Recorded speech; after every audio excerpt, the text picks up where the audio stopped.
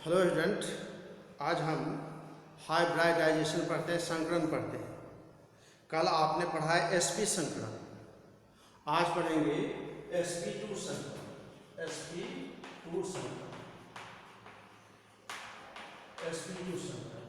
तो sp2 संकरण जो होता है, इस प्रकार के संकरण में s के एक ऑर्बिटल और p के दो ऑर्बिटल आपस में मिश्रित होकर तीन, s के एक हो गए और p के दो, तो तीन sp2 संकरित कक्षक का निर्माण करते हैं। संकरित कक्षक का निर्माण करते हैं। ठीक है, तो यह तीन sp2 संकरित कक्षक है। यह तीन दिशाओं में अभिविन्यासित होकर त्रिकोणीय समतलीय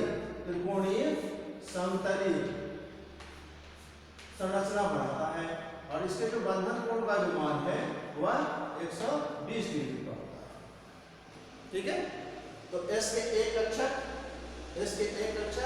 और p के दो कक्षक तो आपस में मिश्रित होकर तीन sp2 संकरित कक्षक का निर्माण करते हैं। यह तीन दिशाओं में अभिविन्यासित होकर त्रिकोणीय समतलीय संरचना बनाता है। इसके बंधन कोण का मान 120 डिग्री का होता है। तो देखिए S का जो आकार है वह क्या है? गोलाकार। S का आकार गोलाकार है, S कक्षक है ना। अब कह रहा है कि दो p कक्षक है, S एक कक्षक है और दो p कक्षक है। तो दो p कक्षक है,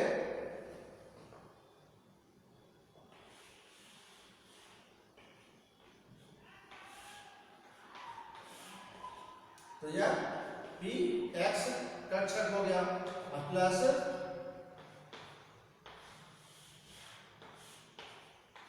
यह py हो गया। तो ये s के एक और p के दो कक्षक आपस में मिलता है तो तीन sp2 कक्षक का निर्माण करते हैं, जो तीन दिशाओं में अभिविन्यासित हो जाता है। तो इसके जो जहां भी sp2 संकरण होगा, इसमें जो आकृति का जो निर्माण होगा, यह बड़े पाली है तो छोटे पाली, यह बड़े पाली है तो यह छोटे पाली, यह बड़े पाली है तो यह छोटे पाली, तीन दिशाओं में अभिविन्यासित हो जाता है। तो यह एक sp2 हो गया, एक sp2 हो गया और यह तीसरा sp2 संकरित कक्षक हो गया। इसके हम यदि सभी के शीर्ष को मिलाते हैं तो क्या देखते हैं? इसके जो संरचना बनता है त्रिकोणीय समतलीय होगा। त्रिकोणीय समतलीय।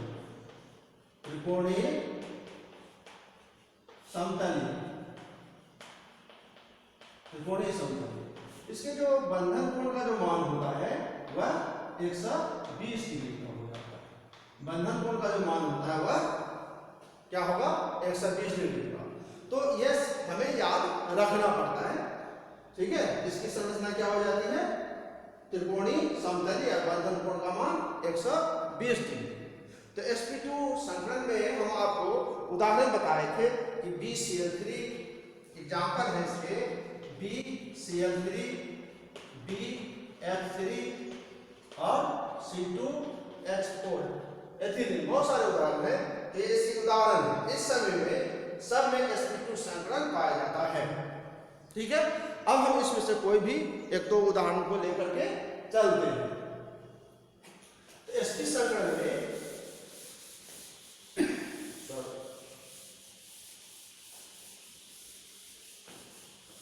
कोई भी उदाहरण ले लें, यह आपका sp2 संकरण है। तो देखिए, जैसे एग्जाम्पल है BCl3, तो BCl3 है ना, तो BCl3 तो केंद्रीय परमाणु क्या हो जाएगा? बोरान हो जाएगा। तो बोरान का परमाणु क्रमांक 5 है, तो 1s2 2s2 और 2p1 होगा। तो चूंकि यह संयोजित कोष में होता है, यह मूल अवस्था में होता है, और उत्तेजित अवस्था में यह क्या होता है? मूल अवस्था, ग्राउंड स्टेट अवस्था।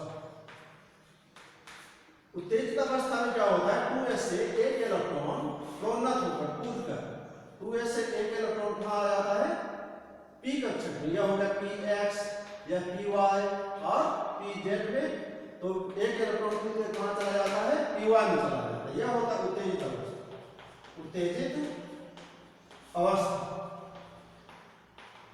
तो इसके जो अणु है BCl3, तो ये 3 क्लोरीन परमाणु है।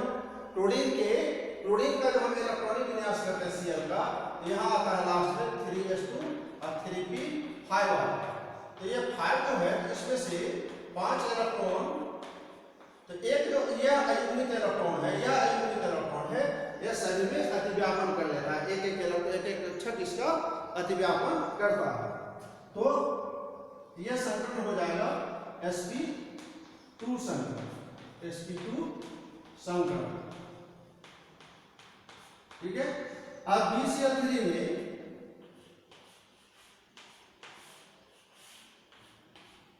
अब चूंकि 3 Cl परमाणु है, तो यहां एक इलेक्ट्रॉन एंटी क्लॉकवाइज प्रवेश करता है। 3 sp2 संकरित कक्षक है ना, 3 sp2 संकरित कक्षक बन जाता है।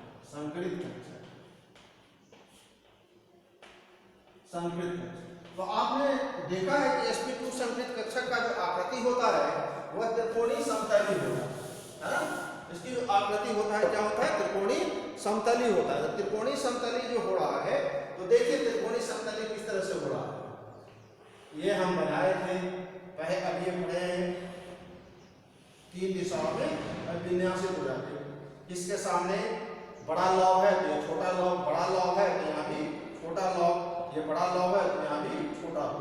और चूंकि क्लोरीन के p कक्षक में इलेक्ट्रॉन स्वैप होता है, तो इससे यह sp2 हो गया है ना, sp2। तो क्लोरीन p कक्षक में इलेक्ट्रॉन स्वैप होता है, तो p के कक्षक का जो आकृति होती है वो डबल होती है, तो अतिव्यापन होता है। तो p sp2 और p अतिव्यापन होता है, तो सिग्मा बॉन्ड बनता है। इसी तरह इसमें भी यह p कक्षक है और इसमें भी सिग्मा बॉन्ड बनता है। यह 2 इलेक्ट्रॉन रहेगा इसमें। सेम एज तीसरे sp2 कक्षक के साथ अतिव्यापन होता है, इसमें भी सिग्मा बॉन्ड होता है। तो sp2 और p अतिव्यापन होता है, sp2 और p कक्षक में अतिव्यापन होता है, sp2 कक्षक और p कक्षक में अतिव्यापन होता है। तो इस तरह से जो BCl3 की जो अणु की संरचना हो जाती है, तो यह क्या हो जाता है, 3 दिशाओं में है, 3 सिग्मा बॉन्ड है ना। यहाँ 3 सिग्मा बॉन्ड है, 3 सिग्मा बॉन्ड हो गए, तो त्रिकोणीय समतली हो जाता है। कैसा आकृति हो जाता है, त्रिकोणीय समतली। तो यह Cl हो गया, यह Cl हो गया, यह Cl। तो आकृति क्या हो गया, आकृति त्रिकोणीय समतली, कोणीय समतली। और बंधन कोण का जो मान होता है, बंधन कोण का मान यह 120 डिग्री का हो जाता है। बंधन कोण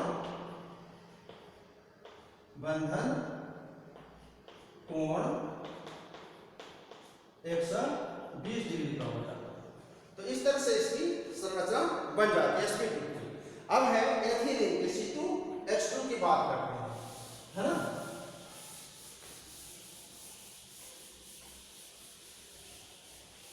ठीक है।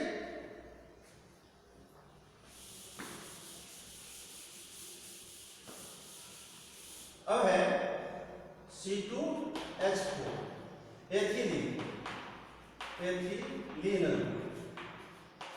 एथिलीन अणु की संरचना। तो एथिलीन में कार्बन, चूंकि एक 2 कार्बन है, 4 हाइड्रोजन है, तो एक कार्बन पर 2 हाइड्रोजन, एक कार्बन पर 2 हाइड्रोजन होगा। तो कार्बन का जब हम इलेक्ट्रॉनिक विन्यास करते हैं, तो 1s2 2s2 और 2p2 होता है कार्बन। जानते हैं, तो मूल अवस्था में जो इसमें जो मूल अवस्था ग्राउंड स्टेट होता है, तो इसमें भी 2 इलेक्ट्रॉन है। यह होता है आपका मूल अवस्था। उत्तेजित अवस्था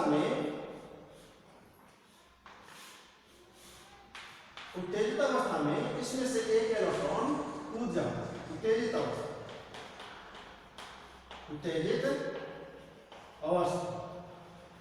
तो यह px py और pz है ना, px py pz, तो 4 अयुग्मित इलेक्ट्रॉन हो गए। अब प्रश्न उठता है कि इसमें से कितने कक्षक का हम अतिव्यापन कराएंगे। तो कितने कक्षक का अतिव्यापन कराएंगे, तो यह ध्यान दें कि कितने कक्षक का अतिव्यापन होगा। तो चूंकि एक कार्बन पर 2 हाइड्रोजन, तो 2 कक्षक तो खाली करने पड़ेंगे, और एक दूसरे कार्बन के लिए तो कुल मिला के 3, तो 1 2 3 यहां तक कक्षक में हो जाएगा।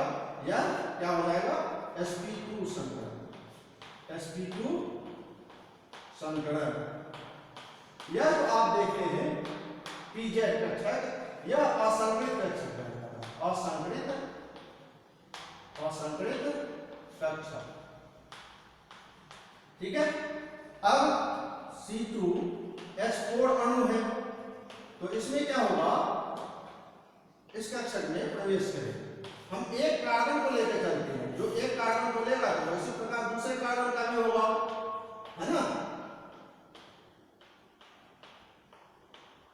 तो कितने हो जाएंगे, 1 2 3 sp2 संकरित कक्षक, संकरित कक्षक। फिर sp2 संकरित कक्षक हो जाता है। जो आप लोग इसकी जो संरचना होती है sp2 की, क्या होती है, त्रिकोणीय समतली होती है। तो देखिए संरचना देखिए, उसको हम इस रूप में बना सकते हैं, त्रिकोणीय समतली, त्रिकोणीय समतली। तो यह क्या हो जाएगा आपका, sp2 और sp2। किसके लिए बनाया, तो कार्बन के लिए बनाया। वहां बोरान के लिए था, यहां कार्बन के लिए हो गया। तो ठीक इसी प्रकार दूसरे कार्बन का भी होगा।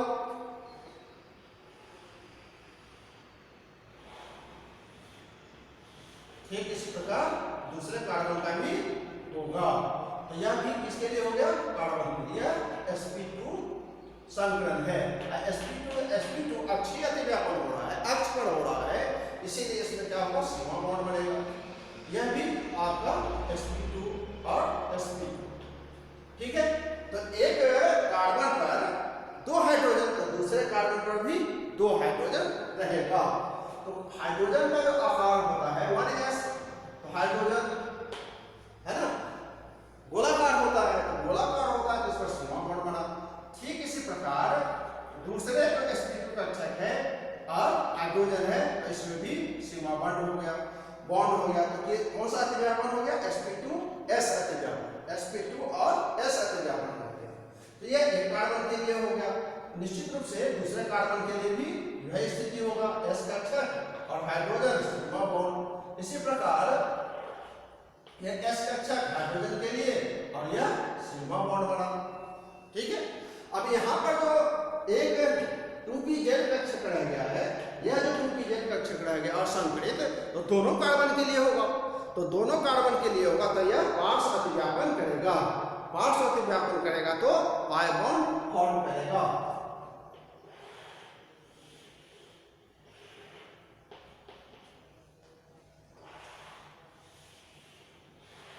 है ना।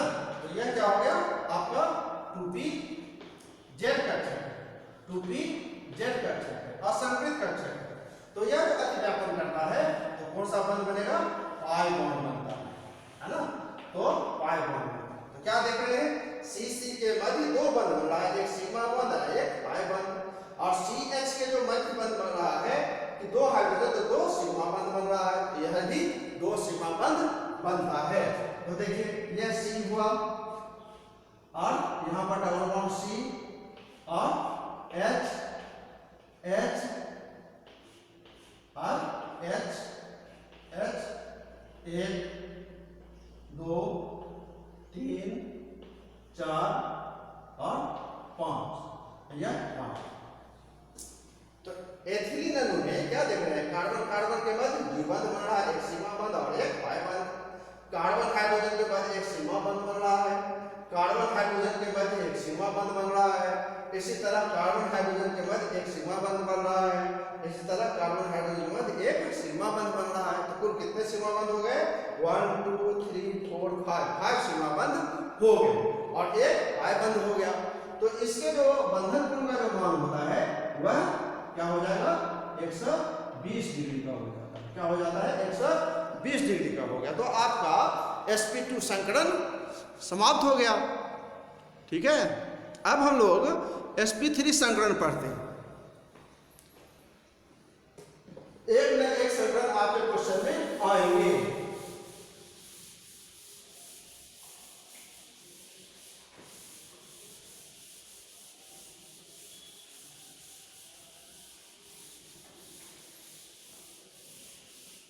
अब sp3 संकरण पढ़ते हैं।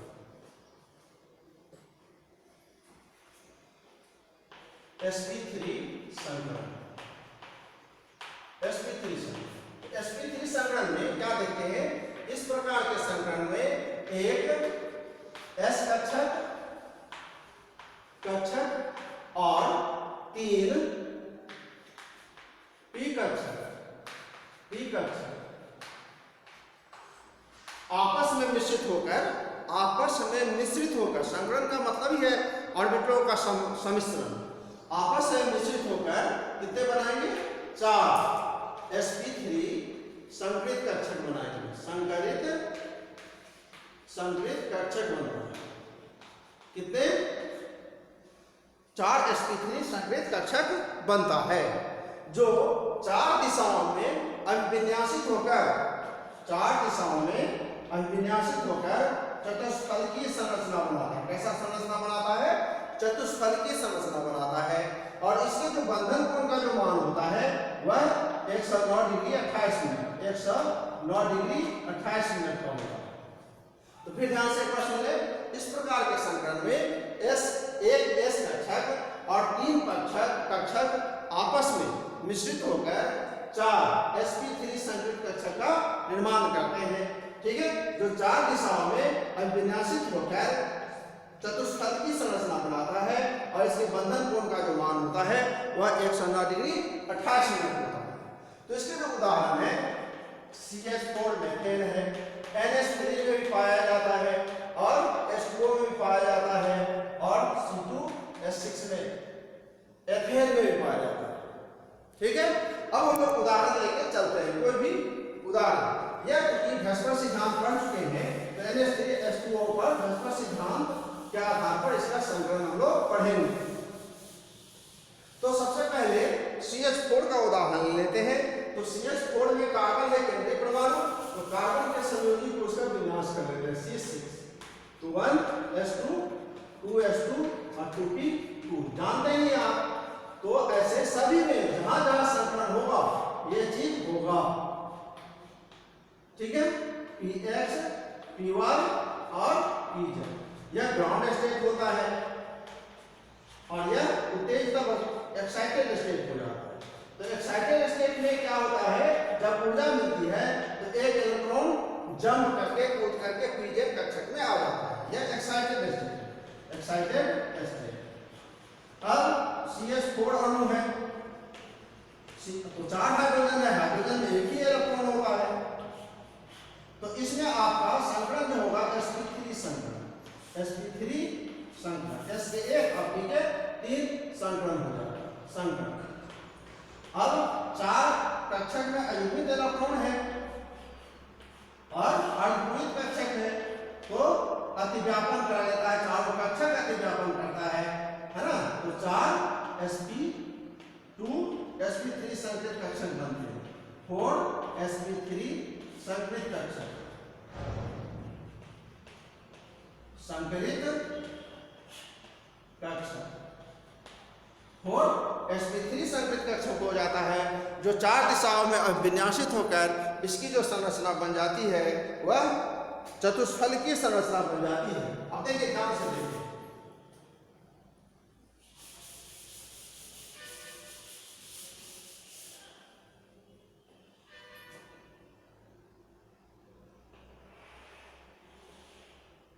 एक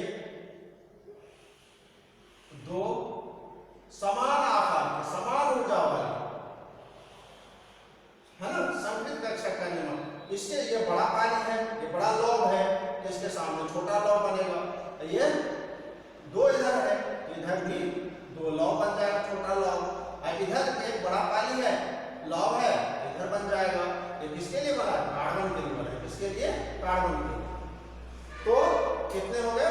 sp2 sp3 sp3 sp3 sp3 4 sp3 कक्षक हो गए, 4 दिशाओं में और विन्यासित हो गए। अब हाइड्रोजन, क्योंकि अपने पास में 4 हाइड्रोजन है और हाइड्रोजन का होता है 1s, और 1s का आकार क्या होता है? गोलाकार होता है। ये s ऑर्बिटल है तो अतिव्यापन करता है। क्या करता है? अतिव्यापन। sp3 s अतिव्यापन हो रहा है। कौन सा? sp3 और s अतिव्यापन होता है, अक्षीय अतिव्यापन होता है तो सिग्मा बंध बनता है। इसमें भी s कक्षक है, हाइड्रोजन परमाणु सिग्मा बॉन्ड बन रहा है। इसमें भी s परमाणु है, s कक्षक है, हाइड्रोजन परमाणु है, सिग्मा बॉन्ड बनता है। इसमें भी हाइड्रोजन परमाणु के s कक्षक अतिव्यापन कर sp2 अतिव्यापन कर सिग्मा बंध बनाता है। तो कितने सिग्मा बंध हो गए? 1 2 3 4 सिग्मा बंध हो गए। तो इसकी जो आकृति हो जाएगी चतुष्फलकीय हो जाएगी, 4 कोने में हो जाएगी, है ना। तो C है, ये बन गया, ये बन गया, और ये बना, और ये बन गया।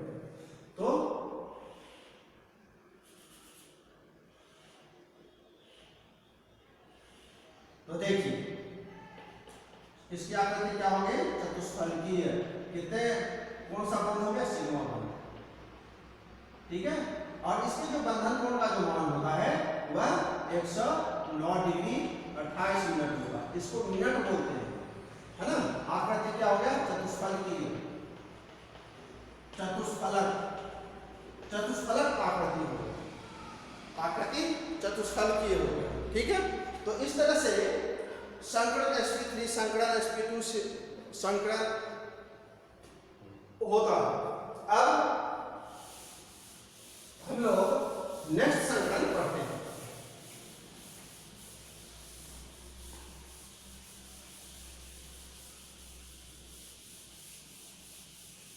अमोनिया अणु का चूंकि पहले आप पढ़ चुके हो, अब हम लोग H2O अणु का देखते हैं। इसमें भी sp3 संकरण पाया जाता है, लेकिन वेस्पर सिद्धांत के अनुसार अब यहां देखिए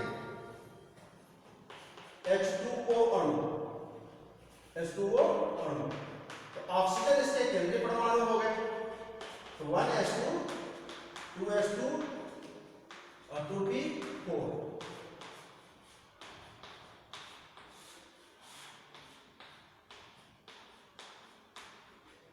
है ना। तो इसमें दो ऑर्बिटल है, यह 2 ऑर्बिटल संकरण होता है sp3 संकरण, sp3 संकरण हुआ। संकरण में पूर्ण भरे हुए कक्षक, आधे भरे हुए कक्षक, खाली कक्षक सभी भाग लेते हैं। तो चूंकि हाइड्रोजन है, 2 हाइड्रोजन है, तो इसके साथ अतिव्यापन हो जाता है। तो इसमें तो 2 इलेक्ट्रॉन रहेगा और यह एक्साइटेड स्टेट में नहीं आता, उत्तेजित अवस्था में नहीं आता। इसमें यह 2 हाइड्रोजन प्रवेश करता है, अयुग्मित इलेक्ट्रॉन होता है। तो कुल मिलाकर कितने हो गए? इसमें लोन पेयर इलेक्ट्रॉन कितने हो गए? 2 लोन पेयर इलेक्ट्रॉन हो गए, 2 लोन पेयर इलेक्ट्रॉन हो गए। तो वेस्पर सिद्धांत में हम लोग पढ़े हैं, यदि केंद्रीय परमाणु बंधीय इलेक्ट्रॉन युग्म, ये बंधीय इलेक्ट्रॉन युग्म और एकाकी इलेक्ट्रॉन युग्म, लोन पेयर इलेक्ट्रॉन युग्म से घिरा हो, तो उसकी आकृति सममित न होकर असममित हो जाती है। तो चूंकि संकरण sp3 है तो इसका आकृति क्या होना चाहिए? चतुष्फलकीय होनी चाहिए। लेकिन दोनों में प्रतिकर्षण होने के कारण इसकी आकृति विकृत होकर भी आकार की बना लेती है, भी आकार की। और बंधन कोण का मान 109 डिग्री 28 मिनट से घटकर 104.5 डिग्री का रह जाता है। तो देखते हैं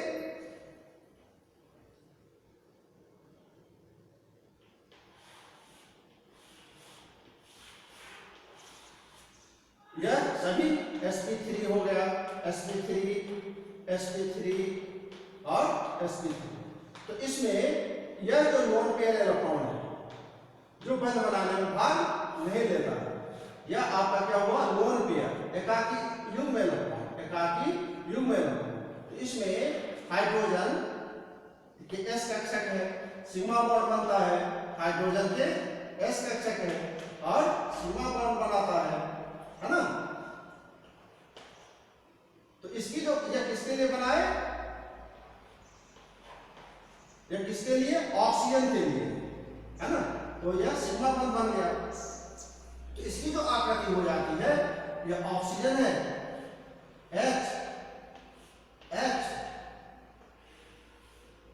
ये 2 इलेक्ट्रॉन जो लोन पेयर है और यह लोन पेयर इलेक्ट्रॉन, इनके बीच में क्या होता है, प्रतिकर्षण होता है। प्रतिकर्षण होता है तो क्या होता है, दबाता है कक्षक को। इसके बंधन कोण का मान हो जाता है 104.5 डिग्री का हो जाता है, 104.5, 109 डिग्री 28 मिनट से कलर क्या हो जाता है, 104.5 डिग्री का हो जाता है। वेस्पर सिद्धांत में कहता है कि यदि केंद्रीय परमाणु बंधी इलेक्ट्रॉन युग्म और एकाकी इलेक्ट्रॉन युग्म से घिरा हो, वेस्पर सिद्धांत हम लोग लास्ट क्लास में पढ़ चुके हैं। वेस्पर सिद्धांत से कह रहा है केंद्रीय परमाणु यदि बंधी इलेक्ट्रॉन युग्म, ये बंधी इलेक्ट्रॉन युग्म और एकाकी इलेक्ट्रॉन युग्म से घिरा हो तो इनकी आकृति सममित नहीं होती, अर्थात चतुष्फलकी नहीं होगी, वह बिगड़ जाती है, विकृत हो जाती है। तो विकृत हो जाती है तो इसके आकृति भी विकृत हो जाती है, क्योंकि इन दोनों में प्रतिकर्षण होता है। प्रतिकर्षण होने के कारण बंधन कोण का मान घट जाता है, कितने से, 109 डिग्री 28 मिनट से घटकर 104.5 डिग्री का हो जाता है। और इसकी आकृति होती है भी आकृति, भी आकृति की हो जाती है। H2O की आकृति क्या हो जाएगी, भी आकृति की। ठीक है, अगले दिन हम 2 संकरण इसमें रह गया है, अगले क्लास में आपको हम पढ़ाएंगे। ठीक है, आप लोग सब्सक्राइब करिए, देखिए। Best of luck.